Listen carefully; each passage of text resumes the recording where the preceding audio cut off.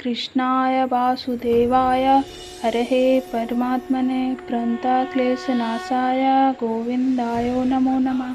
श्रीमद्भागवत गीता यथारूप। बालग्रस्तभागस्य सतधा कलिपतस्य च भागो जीव स विज्ञ स चान्यतया कल्पते। यदि बाल के अग्रभाग को 100 भागों में विभाजित किया जाए और फिर इनमें से प्रत्येक भाग को 100 भागों में विभाजित किया जाए तो इस तरह के प्रत्येक भाग की माप आत्मा का परिमाप है। इसी प्रकार यही कथन निम्नलिखित श्लोक से मिलता है। केशाग्रस्त भागस्य संतास सादृस्तमक जीव सूक्ष्म स्वरूपया संलक्ष्यते तो ही चित्कन।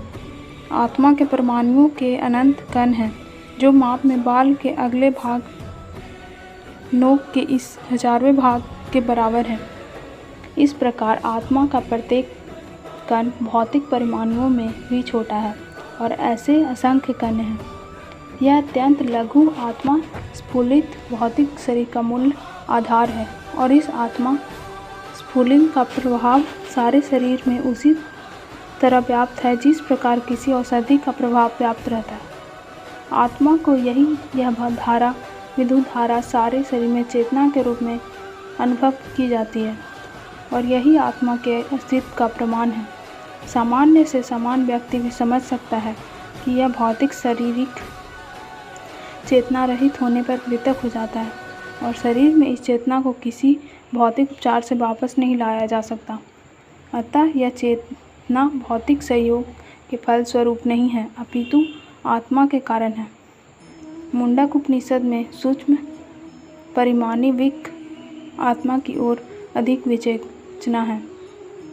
ऐसा गुरुप्रोत्तमा चेतसा वैदितव्य अस्मे प्रणप्राण पंचस्ता सर्ववेश प्राणिश्चित सर्वमोद प्रजना यस्मिन् विशुद्धे विभक्तसे आत्मा। आत्मा आकार में अणुतुल्य है इसे पूर्ण बुद्धि के द्वारा जाना जा सकता है। यह अणु आत्मा 5 प्रकार के प्राणों में तैर रहा है। प्राण अपान व्यान समान तथा उदान। यह हृदय के भीतर स्थित है और देहधारी जीव के पूरे शरीर में अपने प्रभाव का विस्तार करता है। जब आत्मा को 5 वायु के कल्मश से शुद्ध कर लिया जाता है तो इसका आध्यात्मिक प्रभाव प्रकट होता है। हठ योग का प्रयोजन विविध आसनों द्वारा उन 5 प्रकारों के प्राणों को नियंत्रित करना है जो आत्मा को घेर हुए हैं।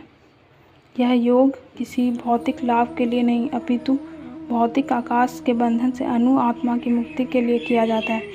इस प्रकार अणु आत्मा को सारे वैदिक साहित्य ने स्वीकारा है और प्रत्येक बुद्धिमान व्यक्ति अपने व्यवहारिक अनुभव से इसका प्रत्यक्ष अनुभव करता है।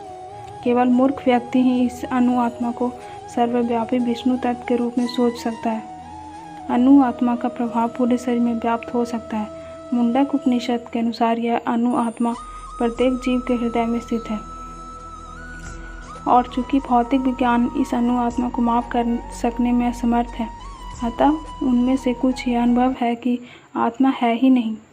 विष्टि आत्मा तो निसंदेह परमात्मा के साथ साथ हृदय में है और इसलिए शारीरिक गतियों की सारी शक्ति शरीर के इसी भाग से अद्भुत है। जो लाल रक्त कण फेफड़ों से ऑक्सीजन ले जाते हैं वे आत्मा से ही शक्ति प्राप्त करते हैं। अतः जब आत्मा इस स्थान से निकल जाता है तो रक्तोत्पादक संलयन बंद हो जाता है। औषधि विज्ञान लाल रक्त कणों को महानता को तो स्वीकार करता है किंतु वह यह निश्चित नहीं कर पाता कि शक्ति का स्रोत आत्मा है। जो भी हो औषधि विज्ञान यह स्वीकार करता है कि शरीर की सारी शक्तियों का उद्गमन स्थल हृदय है। पूर्ण आत्मा के ऐसे अणु कणों की तुलना सूर्य प्रकाश के कणों से की जाती है। इस प्रकार प्रकाश में असंख्य तेजोमय अणु होते हैं। इसी प्रकार परमेश्वर के अंश उनकी किरणों के परमाणु से तुलित हैं और प्रभा या पराशक्ति कहलाते हैं। अतः चाहे कोई वैदिक ज्ञान का अनुगामी हो या आधुनिक विज्ञान का, वह शरीर में आत्मा के अस्तित्व को नकार नहीं सकता। भगवान ने स्वयं भागवत गीता में आत्मा के इस विज्ञान का विशद वर्णन किया है। आज के लिए बस इतना ही। राधे राधे।